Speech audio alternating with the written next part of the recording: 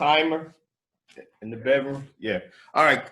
Good afternoon, everyone. My name is Keith Howell, and this is, I think, the fourth presentation on our series on great people of African descent throughout the world, from ancient times up into today.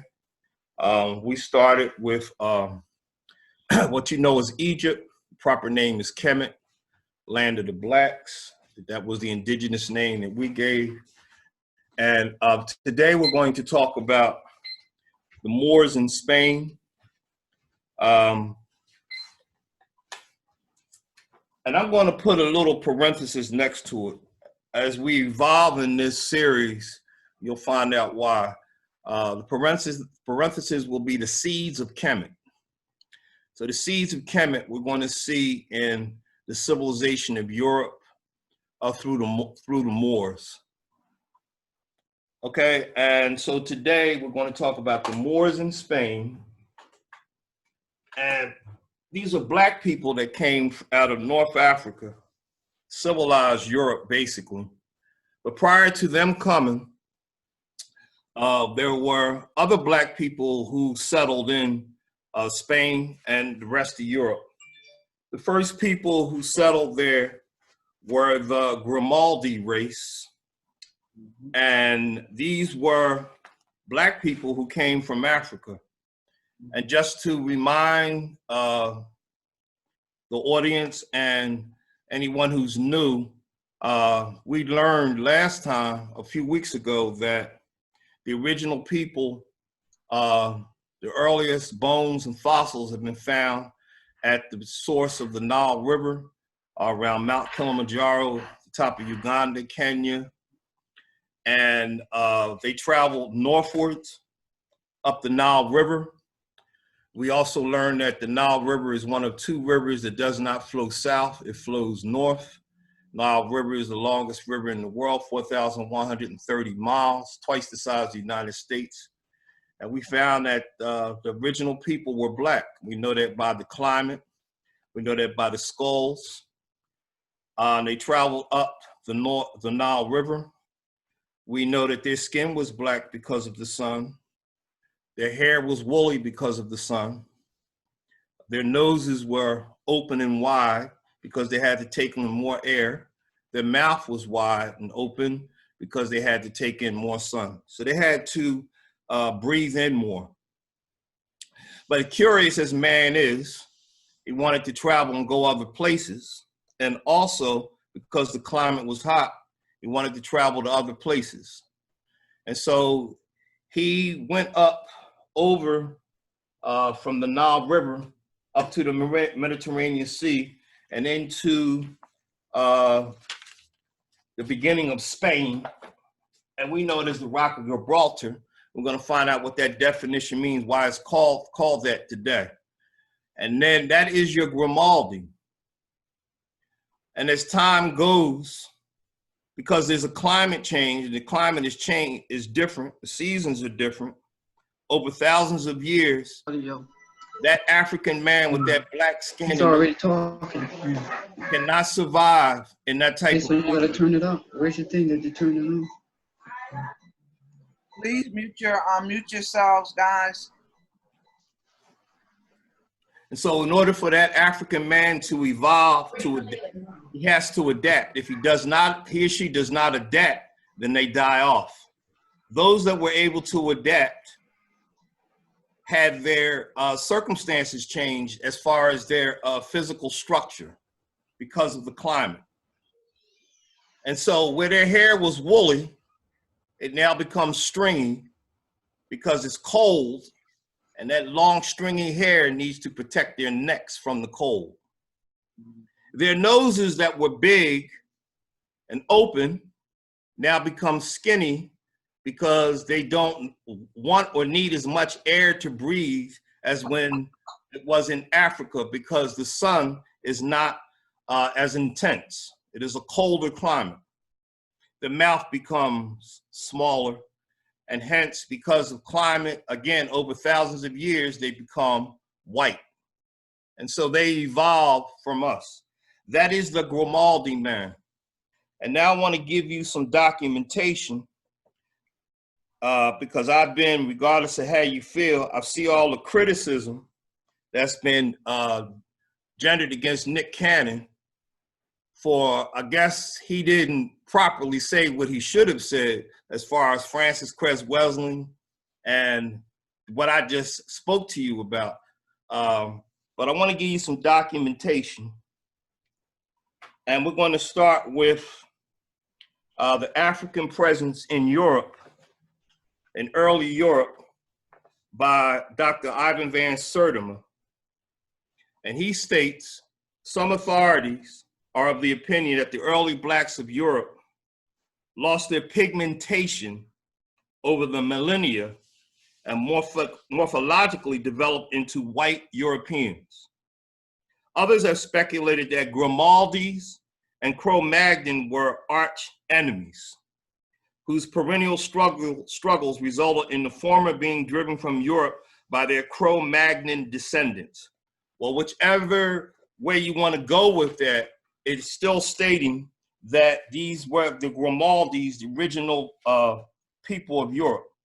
Let's go a little further with some more substance, and let's go to the first book that I ever read as a 12-year-old in 7th grade that got me interested, and this is by the great J.A. Rogers, who dedicated his entire life to the history of blacks throughout the world, showing the major accomplishments. And he states that the Grimaldi, a Negro race, lived in Europe as late as 12,000 years ago. 2 complete Grimaldi skeletons are in the Museum of Monaco near Monte Carlo. Abundant traces of their culture have been unearthed in Southern and Central Europe. Now, he has 9 sources on this. And I'm just going to illuminate on 2 of those today. So he states that Dr. Vergniaud, who was a French anthropologist, states that the Grimaldi race is clearly a Negro one. The skeletons of the 2 Negroes of the Grotti des Infantes are complete and in a state of preservation which permits the describing of their characteristics with certitude. And then we have G.F. Eliot, who says, whoever they, the Grimaldi, were, their grave goods were the wealthiest and richest of their day and generation. Drawings strikingly like those in the caverns of southern France, Spain, and Palestine have been found in South and East Africa. And that's from, that along with 7 other sources with pictures of those Grimaldi have been shown throughout the world. So those were the first people, us, who actually went into Europe. The second people who go into Europe, who settle it and give civilization, are called the Batricas. And we're going to go to the golden age of the Moors, again by Ivan van Sertima. And he's going to give us some information. He's going to give us some sources. And he states that a man by the name of Pedro de Medina in El Libro de las Grandias de España, published in Seville in 1549, talks about this African people who wanted to get away from North Africa and come into Spain. It informs us of how Africans banished from North Africa by an African king against whom they revolted, entered Spain, and took control of that country. The leader of the Africans is recorded as Batricus. What his original name was, we do not know, but it survives as Batricus in the Latin of the Romans because it was the Romans who defeated these Africans 157 years later. He continues by stating, those Africans first cast anchor at a place on the western shore of Spain and settled at Cadiz. Advancing into the interior of the country, they spread themselves about, extended their settlements, built cities and towns, and increased their numbers by marriage. They settled in that part of the country between the place of their landing in the west and the country of the Franks in the east, and appointed kings to rule over them and administer their affairs. They fixed their capital at Talika, which is called Italica, a city now in ruins, which once belonged to the district of Isbala, which is the modern Seville. But after a period of 157 years, during which 11 kings, I'm going to say that again, 11 kings of the African race reigned over Andalus, they were annihilated by the Romans who invaded and conquered the country. Andalus is another name for Spain. And then the next people who come, we're going to go back to J.A. Rogers. And these are called the Basque people, B-A-S-Q-U-E-S. And he tells us a little bit about them. Find that. Oh, sorry.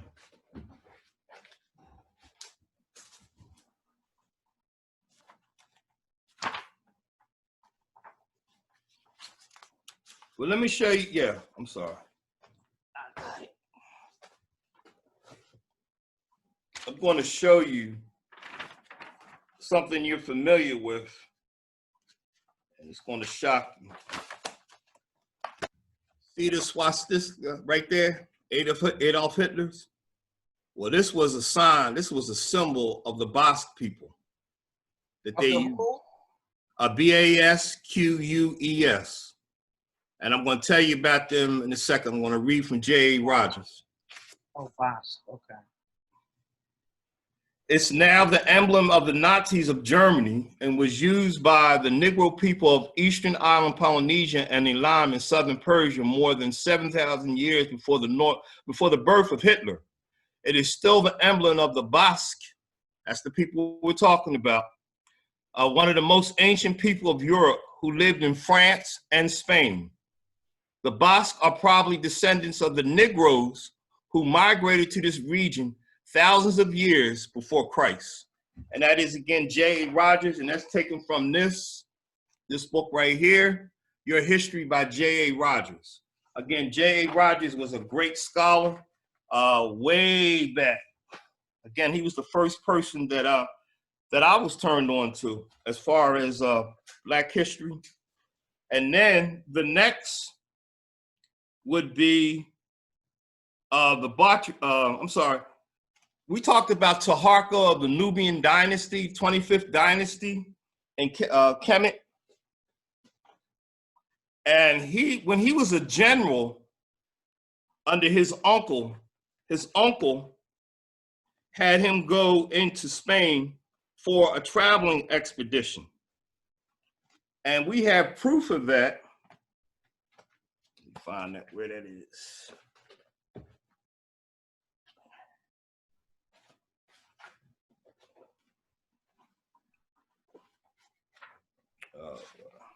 Give me 1 second here, I'm sorry. I got so many books here. I thought I had this thing together for y'all. Page 2.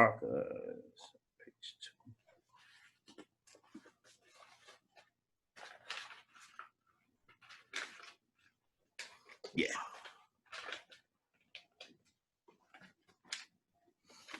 And so Ivan Van Sertima tells us in the More in Africa and Europe, and it comes from, this is a classic, this tells you, this is a whole lot of stories, a whole lot of research on the Moors in Spain. So in his article, The More in Africa and Europe, he says a major intrusion of an African army into Spain for the Moors occurred sometime around 700 before Christ, BC, during the period of the 25th dynasty in Kemet, when the Ethiopian Taharqa was a young general, and he was serving Uncle Shabataka. He quotes early Spanish chronicles. They call him Tarraco. He led a garrison into Spain and invaded it during this period. We have a clear and indisputable reference to this in a manuscript by Florian de Ocampo, Chronica General, published in Medina del Campo in 1553. The name of the invading general is given as Tarako. He is not only identified as the head of the Ethiopian army, which is another word for Nubian. The reference is more specific. It says he was later to become a king of Egypt, which is again another word for Kemet. The name, the period, the historical fact of his generalship and his later kinship of Egypt, his Ethiopian origin, and the wide-ranging trade and exploration of the Ethiopian in this period all attest to the validity of this reference. But most persuasive of all is the fact that cartouches of the upper Egyptian kings of this period have been found in Spain. Evidence of such cartouches may be found in the Journal of Epigraphic Society. And here's a picture of the cartouches right here. These are identical to what you see in Kemetic pyramids, the Nubian pyramids. This is what they have found in Spain. So this is documented proof that the Kemetic people were definitely in Spain. This is one of the reasons why, in parentheses, I'm going to say the Moors in Spain, parentheses, seeds of Kemet. And we'll go deeper into the seeds of Kemet. And then we have the Carthaginians, who were the first colonizers of ancient Spain. And they named the city Barcelona. It was named after Hamilcar Barca, father of the great general Hannibal. So he took an expedition into Spain. So we're looking at the peopling of Spain, and then the subject we're going to delve into today and next week. Under the influence of Islam, Gebel Tariq in 712 had the Moors come into Spain, establish civilization for all of Europe, and they were there approximately 800 years, up until 1492, before they were expelled by white Christians, primarily of the Roman Catholic sect. Now, when we talk about the Moors, this 800-year period, we're going to delve into 3 dynasties. The first dynasty ruled from 715 AD to 750 AD. And you can help me with the pronunciation, please, Brother Islam. Umayyad or Umayyad? I saw 2 different pronunciations for it. Proper pronunciation is Umayyad. Umayyad, thank you, sir. And they reigned to 1030 AD. The second dynasty are the Almoravides. And then the third one is going to be the Almohads. Almoravids. Say it again? Almoravids. Almoravids. And that was they reigned up into 1230 when white Christians began to take over under Charles Martel and others. But in the last Moorish stronghold was Granada in 1492. So we're going to delve in that today. Before we go any further, are there any comments or questions? Comment. Okay. When you look at the conquest, when you look at the conquest in 711 by Tariq ibn Ziyad, it's important to point out that the ethnicity of him and the soldiers who accompanied him, they were Berbers. This is extremely important, okay, because that's sometimes lost in the wash. It's okay to call them Moors, but when you go back to Al-Maghrib and you look at the history surrounding them, they were Berbers, black people, but the ethnicity, they were Berbers. Okay. Yeah, I'm going to get into the semantics of the Moors, the name, looking at various sources. And we're going to be actually be looking at a lot of pictures of the Moors. And that's a great point. So in order to really do this, we must talk about the history of Islam, which was a primary ingredient in the development of Spain. And actually it's going to go into Europe. And I want to go to a distinguished professor, Intro to African Civilizations, Jonathan Jackson. And he tells us, in the latter part of the 6th century, shortly after the death of the Emperor Justinian, a child was born in Arabia, and upon reaching man's estate, established a new system of religion, which profoundly affected the course of human history. The story of the great Arab Moorish civilization begins with the birth of Muhammad in the year 571 Christian era. It is claimed by his followers that his birth was heralded by a spectacular display of miracles. Muhammad himself, however, seems never to have suspected that there was anything unusual about either his birth or his career until he was about 30 years of age, when he began to hear voices. While he was in a cave on Mount Hara, engaged in religious meditation, the angel Gabriel appeared before him, proclaiming him as Muhammad, the prophet of God. It is said that Gabriel brought Muhammad the Quran page by page as they met in the desert. Jonathan Jackson continues, in Mecca, Muhammad was so unpopular that he was forced to flee to Medina, where he was received with open arms in the year 622 Christian era. This year, known as the Hijra flight, was the beginning of the Mohammedan era. The doctrine of the Arabian prophet spread like wildfire, for a period of drought had desolated the Arabian Peninsula shortly before the advent of Muhammad, and the tribes were restless and hence ready to listen to a new prophet. The essence of Mohammedanism is very simple. Quote, there is no God but Allah, and Muhammad is the prophet of God. This very simplicity appealed to many. Large numbers of Jews and Christians were converted because Muhammad also recognized Moses and Jesus as prophets of God. Islam appealed to all classes of people. The doctrines of equality and brotherhood were cherished by the oppressed. The policy of conquest met with the approval of the desert tribes. The city dwellers were pleased by Muhammad's encouragement of commerce, and the superstitious were flattered by ceremony and ritualism. End of quote, Jonathan Jackson.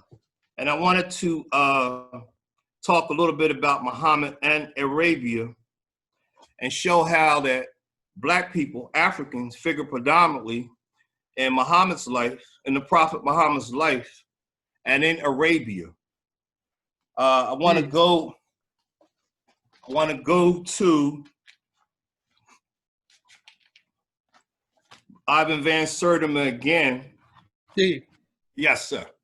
the prophet began to receive the revelations of the Quran not when he was 30, but when he was 40. Okay. Thank you.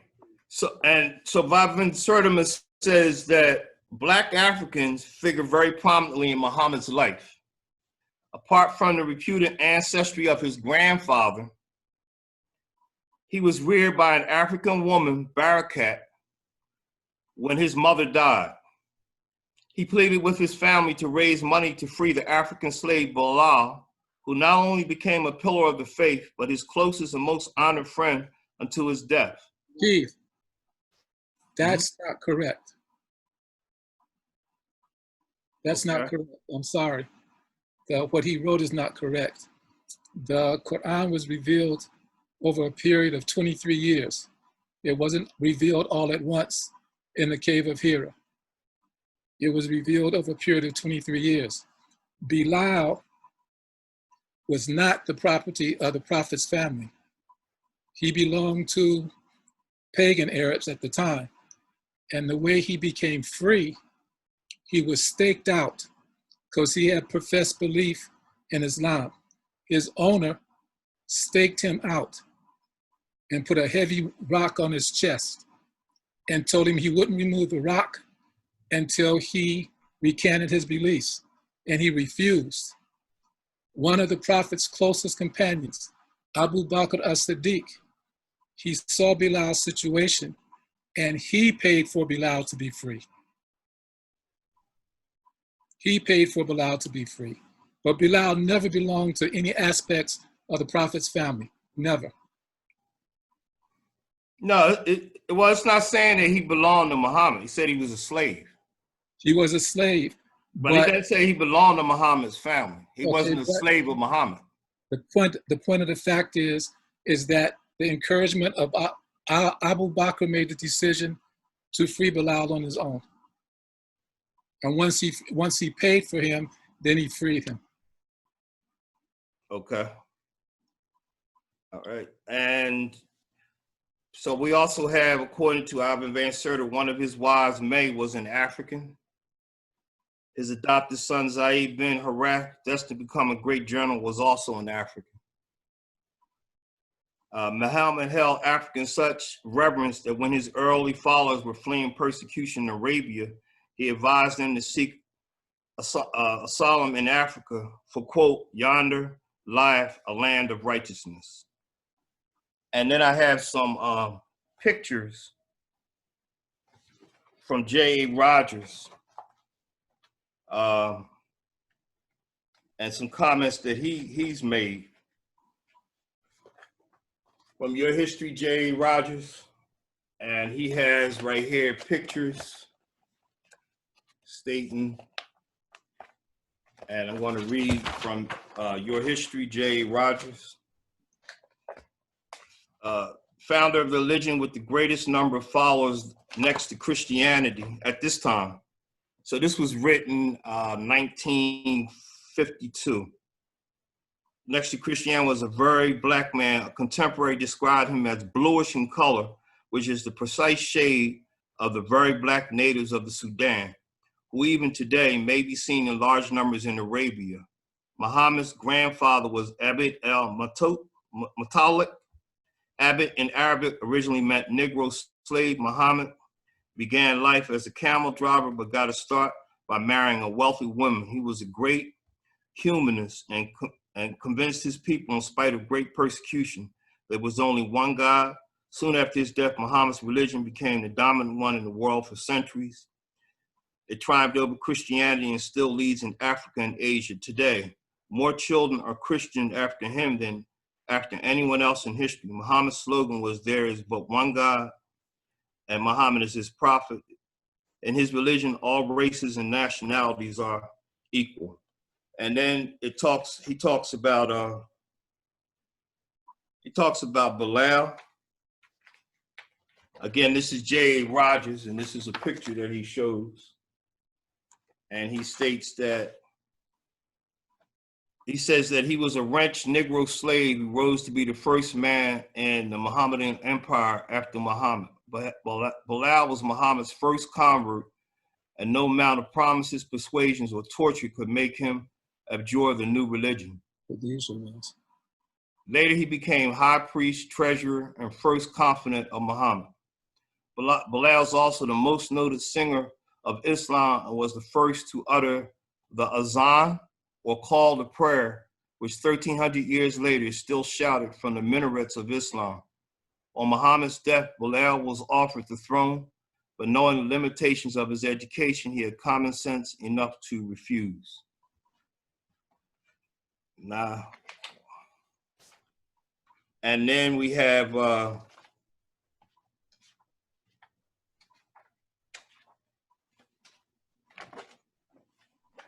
I think it's Zaid bin Harith. Zayd ibn Harith. Zayd ibn Harith. Zaid bin Harith. Harith. He was a black slave who rose to be Muhammad's greatest general, and his adopted son showing his devotion to Muhammad by giving him up to his wife, Zainab, the most beautiful woman in Islam. Muhammad called at Zaid's home one day when he was away and saw Zainab. He was so smitten by her beauty and gentleness that he became helpless. Said, hearing of his master's infatuation, voluntarily yielded her, and she became one of Muhammad's wives. And then we have going into Arabia. We go to Drusilla Houston, who talks about the original Arabia was black, but the people were blacks, and that actually it was a colony of Ethiopia. And so we look at an ancient map, and if you can see that, see Arabia here and Ethiopia right next to it, right across the sea. So she states she's going to give several references that the people there were black also, the original, and later other people came in and mixed in. And I want to go to her book.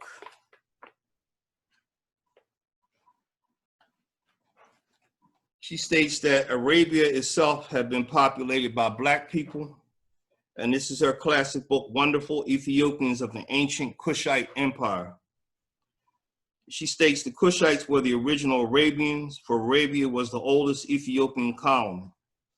Ancient literature assigns their first settlement to the extreme southwestern point of the peninsula. From thence they spread northward and eastward over Yemen, Hadramaut, and Oman. In fact, the ancient Greeks made no distinction between the mother country and her colony, calling them both Ethiopia. Houston uses linguistics to support her contention. Then she goes on to say, she says that the original Arabs were Hamites, descendants from the biblical Ham, from whom the black race is said to have sprung. It lays in the name of Himyar, or Dusky, given to those that were the ruling race. The Himyaritic language, now lost, but some of which is preserved, is African in origin and character. Its grammar is identical with the Abyssinian, Abyssinia being another name for Ethiopia.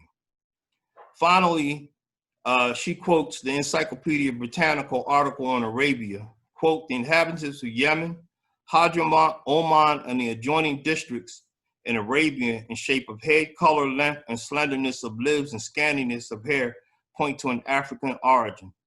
Stone engravings thousands of years old, as well as modern photographs of Arabians, bear testimony to the black African characteristics bequeathed Arabia by the original Arabians, the Kushite Ethiopians. And according to Houston, the culture of the Saracens and Islam rose and flourished from ingrafting Semitic blood upon the older Kushite root. And then we have check out the Diop, who also states that in the African origins of civilization, he states that the Arabian people were originally from Ethiopia. It says prior to the 18th century BC. He also puts the arrival of the Semites in Arabia at an even later date, about 1300 before Christ. Moreover, we have an ancient map of Africa drawn on the basis of Herodotus, the so-called father of history, on his description of Africa, made in 450 before Christ, has Arabia as a prominent part of the continent of Africa.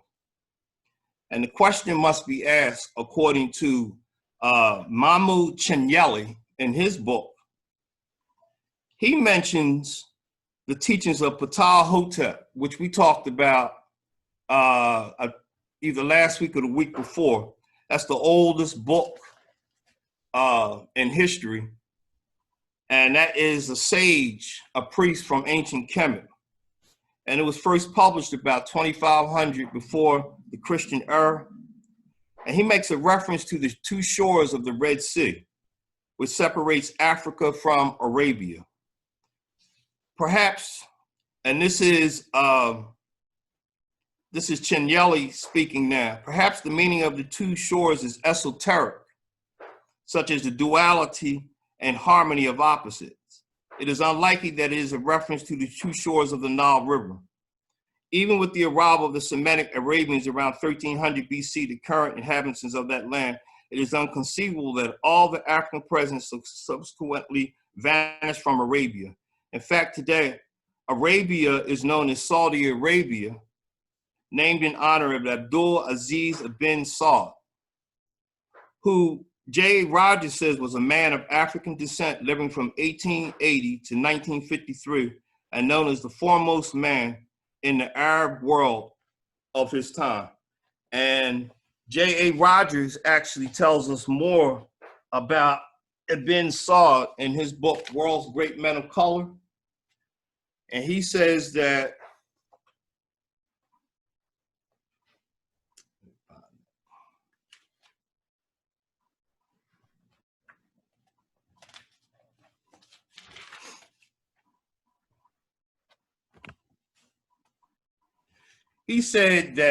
Mecca had came under attack from other people, from British, and he got siege of it again.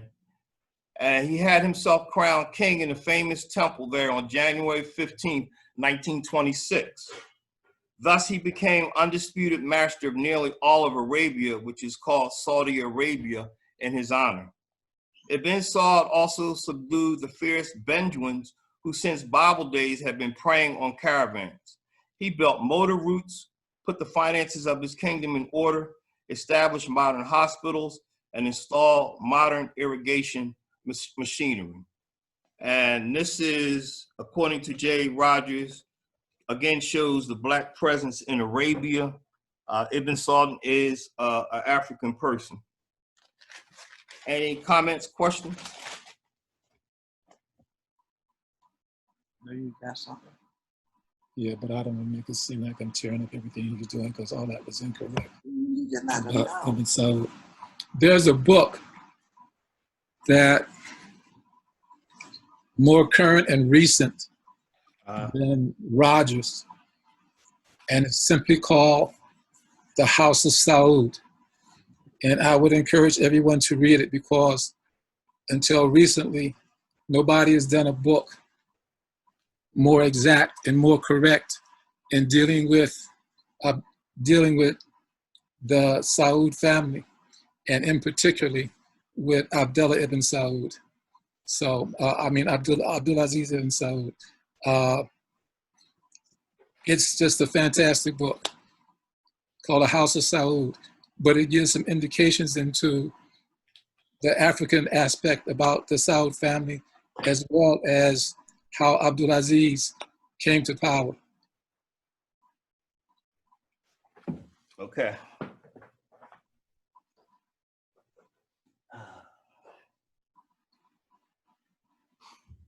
Any other comments, questions? So I wanted to go into the Arabs going into across North Africa,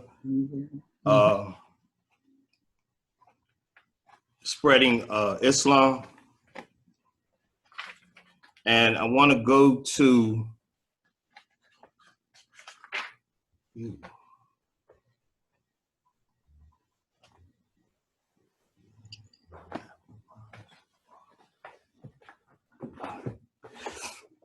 African Presence in the Early Europe by Ivan van Sertima.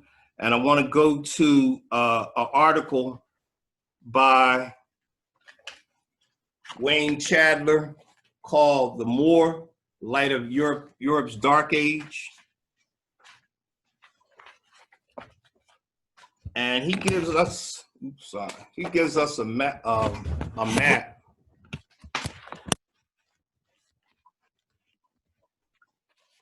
across North Africa. You can see how they were spreading across and they were converting people. And he states in his quote, in his native Arabia, Muhammad rallied great numbers of warriors and set out to subdue the East. Muhammad's death in 632 AD did not stop the tremendous onslaught of his Arabian knights. They would eventually reach west to the Atlantic coast of Africa, northwest of France and Spain, north to Russia and east to India. Jihads and crusades through North Africa claimed Egypt in 638, Tripoli in 643, and southwest Morocco in 681. With the bulk of North Africa united in the name of Allah, Muhammad's followers looked north to Iberia, land of rivers, now known as Spain and Portugal. The Arab followers of Muhammad had found converts among the African Moors, both black and tawny, and both Arab and Moorish officers were later to lead the predominantly Moorish soldiers into Iberia. In fact, the followers of Muhammad amazed their greatest armies and some of their most outstanding military leaders from the Moors. And then from that, I want to go into African glory, the story of vanished Negro civilizations. And it talks about Morocco and how we went into Spain, black people, the Moors. And I'm looking at him and his sources about the Moors. And then right after this, I want to go into some pictures about the Moors that I've seen. So he says that among the African chiefs converted to Islam, to the Islamic faith during the Arab invasion of Morocco was a great general known as Tariq. Tariq's name is given by one historian as Tariq ibn Zaka. It's Tariq ibn Ziyad. Tariq ibn Ziyad. Tariq ibn Ziyad. Okay, he says Ziyad. Okay, because he has Zarq. Okay, but it's safe to stick. All right. So it's okay if I say Tariq? No, his name was Tariq ibn Ziyad.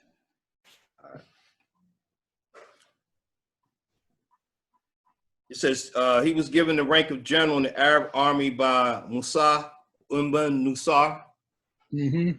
Musa later left Tariq, left him in charge of Tangiers and made him governor of Mauritania. All this happened within 8 years of Kahina's abortive effort to keep Africa for the Africans. And he's referring to Kahina was in Camden when they were fighting against the Arabs. So that's what he's referring to when he says that. Then he says the African, now governor of Mauritania, entered into friendly relations with Count Julian, governors of Ceuta. It was then that he discovered that Julian was on very bad terms with his master, Roderick, the Gothic king of Spain. Roderick, a prolific prince, had ravished Julian's daughter, and Julian was looking for a way to avenge the dishonor done to his family. Count Julian urged the African to invade Spain, but the suggestion had to be carried out cautiously.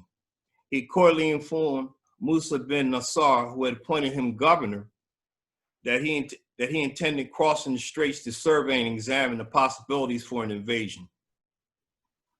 And so in 711, General, accompanied by 100 horses and 400 soldiers, crossed over into Spain and said that Count Julian accompanied him on this exploratory mission. He landed near the present Spanish town of Algeciras, where, finding the country almost defenseless, he ravaged the neighboring towns with his small force and returned to Africa laden with spoils. He gave an account of his mission to Masjidunnur bin Nasar, and later that same year, he sailed again for Spain, this time in command of an army of 7,000 Africans. Now, according to the Moors in Spain, Stanley Lane Poole, he said there were 6,700 Africans and 300 Arabs. It says Tariq crossed the straits and landed on the isthmus between an encampment then known as Masjidunnur and the continent. The second venture was to be a more serious affair than the first. Tariq therefore sought to secure his communications with Africa. Realizing the immense advantage which Masjidunnur commanded, Tariq ordered a castle to be built on it so that he could retire there and hold out should he meet with reverses in battle. Part of this castle is still to be seen today. And he left a garrison at the foot of Masjidunnur, which the Africans renamed in compliment to their general. And this says Jebel Tariq, the hill of Tariq, Tariq Jabal ibn Tariq. Tark, a name which was subsequently corrupted by the Spanish into Gibraltar. Correct. He and his African army surprised and captured several Spanish towns, among them Heraclea, which was only 4 miles from the Rock of Gibraltar. King Roderick soon heard about the invading army, and he set about gathering a huge force to oppose. After a series of skirmishes, the two armies met near Xeres in Andalusia. The conflict was a bloody one, but he was victorious and soon became master of Spain. According to J.C. DeGraff Johnson, the conquest of Spain was an African conquest. They were Mohammedan Africans, not Arabs, who laid low the Gothic kingdom of Spain. Professor C.P. Groves remarks that the Arab leader Musa bin Nasser, apparently taken by surprise at the speed of events, hastened across with an army the following year and completed the conquest, thus associating Arab arms with the final victory. And it says later, Du Bois was saying that at some point, Arab and the Moors became interchangeable. So I'm just looking at various sources. I wanted to look at some of the pictures of the Moors showing their race. And so we have a coat of arms of noble families. And these are all Moors, people, Black people. According again, we're going to go to Nature's Knows No Color Line by J.A. Rogers. He states that Africans were Moors, sometimes called Arabs because of their language. To the earlier Greeks, the Moors were a black or dark people, Moros, and to the Romans, Moros, a black woolly-haired people known synonymously as Ethiops, Niger, or Negro, and Afro, African. Even as late as the 5th century AD, Procopius, Roman historian, calls the people of Morocco Black. And he talks about the coat of arms of the royal families in Europe, how they had Moors in there. So if we go,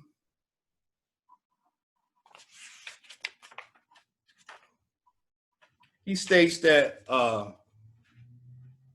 Moors appear by thousands in European coat of arms, and except in very rare instances are shown as coal black and with Negro hair.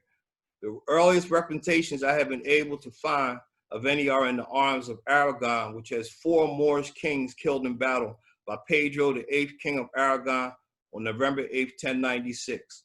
All are shown as jet black. And so here's some pictures.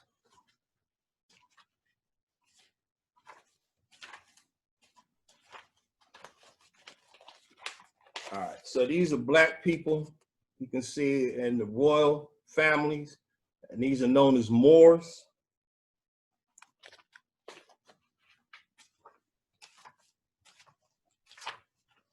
Here we go again. Here's more illustrations.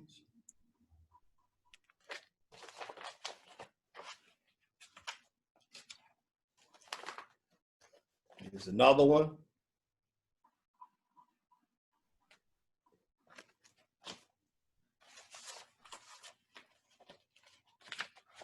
And there's some right there.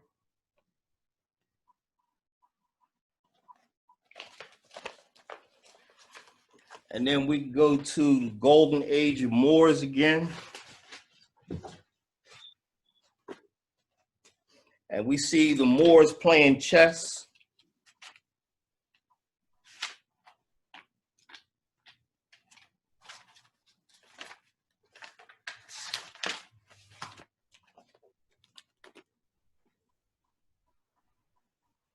We also see them,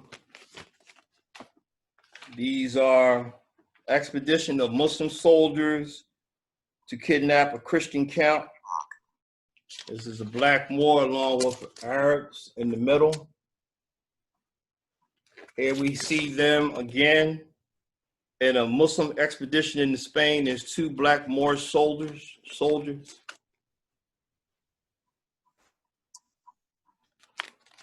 And then you have, again, another expedition is a black person, a Moor in the middle. Here's another illustration of a Moor.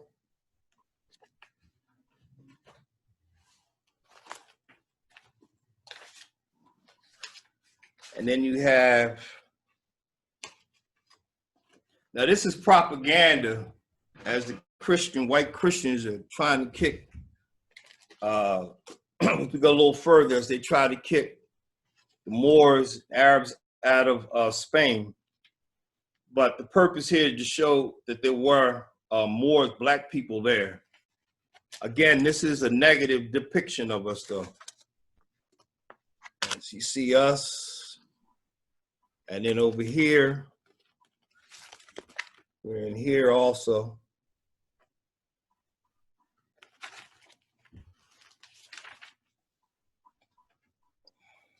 And this was as late as 1400. Remember, 1492, they get expelled.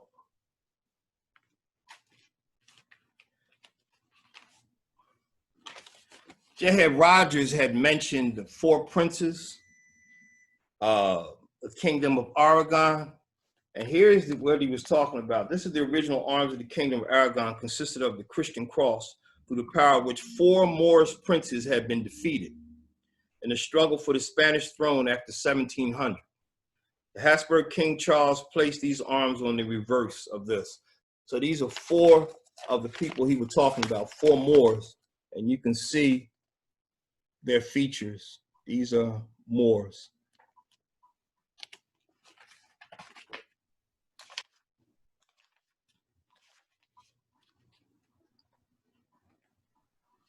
Is in the year 1350. Black Moors right there.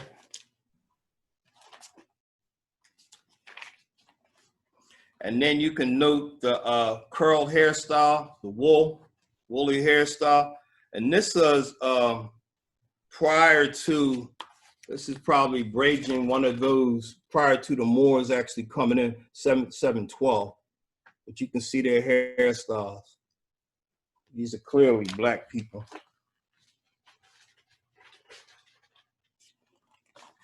And then before the Moorish, before 712, you have, here's a black person again, the Romans are calling them Moors. There's another one. You see the hairstyle.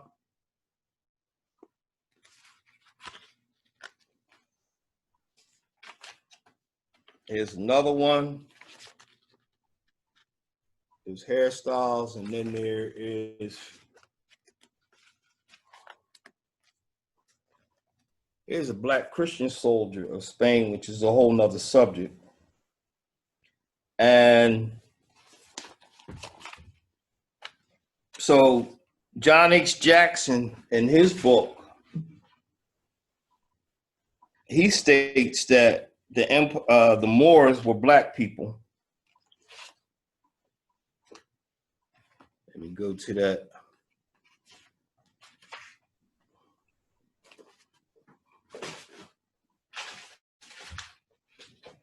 Similar to J.A. Rogers, he makes that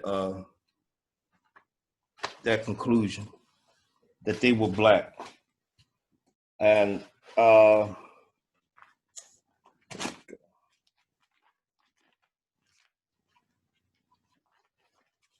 he says the Moors were people who lived in Morocco. That's the reason they called it that. The word Moor meant black. It meant black people. In ancient time, all Africans were called Ethiopians or Cushites, and in the Middle Ages, the Africans were called Moors. The word Moor literally means black, so the Moorish people were the black people. In medieval times, the name Moor was not restricted to the inhabitants of Morocco, but it was customary to refer to all Africans as Moors. The highly ambiguous word Negro had not yet been invented. The word Negro came up when the slave trade came in. In other words, you have a lot of little fish floating around in the ocean. They're little fish and they have various names. But if you put them in cans, they all become sardines. So when they put the black man in slavery, he became a Negro. We know from the contemporary records, which have come down to us from the era of medieval Moorish supremacy, that the Moors did not consider themselves as white men. And this was in conjunction with, he did this research with J.C. DeGraff and also J.A. Rogers. So those are the visual representations we have of the Moors, which my sources have come up with. Any questions, comments?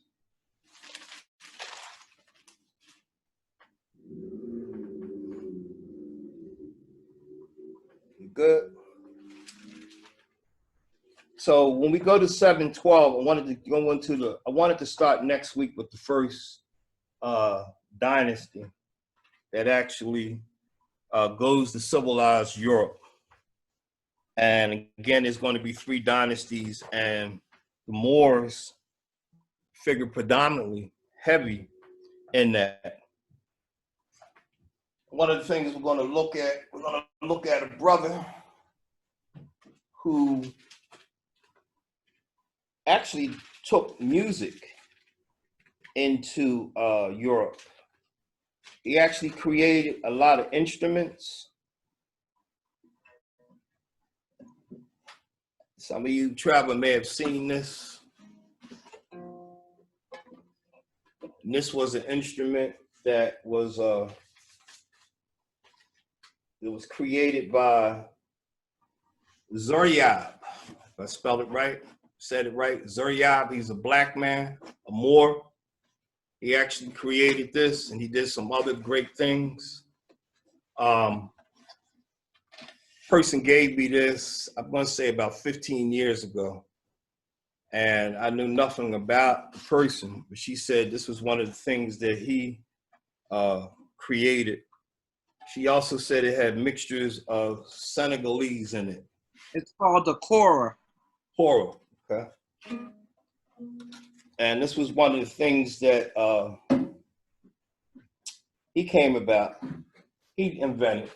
And then we're gonna look at Cordoba. And I had one of my students over the years, a couple students, they did an illustration of Cordoba. Just wanted to send you that. These were, this was years ago. These are 5th and 6th graders talking about Cordoba. And they were looking at the people. And they wrote some things, which we'll get into next week. We also have some posters of the educational system, the medicine system, the universities that my students over the years have done, and I collected them because they had great information and the artwork was good. I was just fascinated that they picked up on it. But I wanted to conclude with my brother Zarab, some of the things that he did with music. Who Keith? Zarab, Ziryab. And again, Ivan Van Sertima tells us, it gives us a glimpse. Next week, I'm going to go on John Carew, who gives us more information on him. He arrived in Spain in 822. He was known as Zarab the Blackbird, a name given to him because of his black complexion, his eloquence, and his melodious sweetness of his voice. Zarab made not just an impact on the music of Spain, especially in the development of the lute, but he became the cornerstone of Spanish musical art. In Cordoba, he founded the first conservatory of music. He also invented a plectrum made of eagle quill instead of the wooden one that had been used before. He was deeply versed in every branch of art, and he was gifted with such a remarkable memory that he knew by heart upwards of 1,000 songs with the appropriate airs. Before Zarab, the lute was composed of only 4 strings, which may be likened to the 4 elementary principles of the body. they expressed the 4 natural sounds.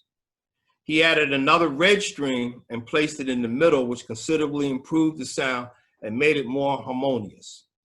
The theory of humors, which the Egyptians or Kemetic people introduced into medicine and which had been picked up by the Greeks and through their translations by the Arabs, was now transferred to music. The object of music was to restore the equilibrium of the soul in the same way that medicine was supposed to restore the equilibrium of the body humors. He also was an avid dresser. He became the most fashionable arbiter of taste in the 9th century. He affected the way the upper class of Andalusia ate at a table. He was the first to introduce crystal tableware. He changed hairstyles. He introduced new customs in perfumes and deodorants, in the manner of washing clothes and cooking. He brought in new dishes, some named after him. He introduced new fashions in dress, a greater range of colors and textures of garments to suit the shift and change in seasons. He revolutionized the style of serving and eating food. Food was no longer served in one mass, as was the general case in Al-Andalus before him, Al-Andalus again being Spain. Following his lead, it was broken down into separate courses, beginning with soups and ending with desserts. And I want to conclude with that. And one last thing, the Moors introduced soap, cleanliness, hygiene into Spain and Europe. Prior to them coming, it was seen as godliness to be dirty, to have dirt. They didn't wash themselves. They didn't use soaps. It was considered a badge of honor. In fact, they would get paint once their skin either changed to the color blue, black, red, or green from the dirt. And so they would get paint to blend in with the color of the skin. But it was the Moors that introduced soaps like this, shea butter, other indigenous soaps from Africa. And also, we're going to find out next week through medicine, prior to the Moors coming in, they had all these diseases. One of them was chickenpox. And the reason why they would get chickenpox is because they would sleep with chickens and the animals. And so chickenpox came, and the Moors actually had to teach them that you can't sleep with the animals. You got to have separate rooms. You got to put them in a separate place. And that's where we get corral from. It was the Moors that introduced corral into Europe. And so from there, they grew in knowledge. Europe, the Renaissance actually, as we'll see next week, copied, poured down past the Pyrenees Mountains and stole a lot from the Moors. And when the Moors were expelled, unfortunately, they got rid of all the public baths that the Moors had instituted, and disease became prevalent again. Between 1350, 1360, the corona pandemic that we talk about now, well, there was one that was in Europe, and this was the Black Plague. Now, it started in Europe while the Moors were there, but it didn't affect them.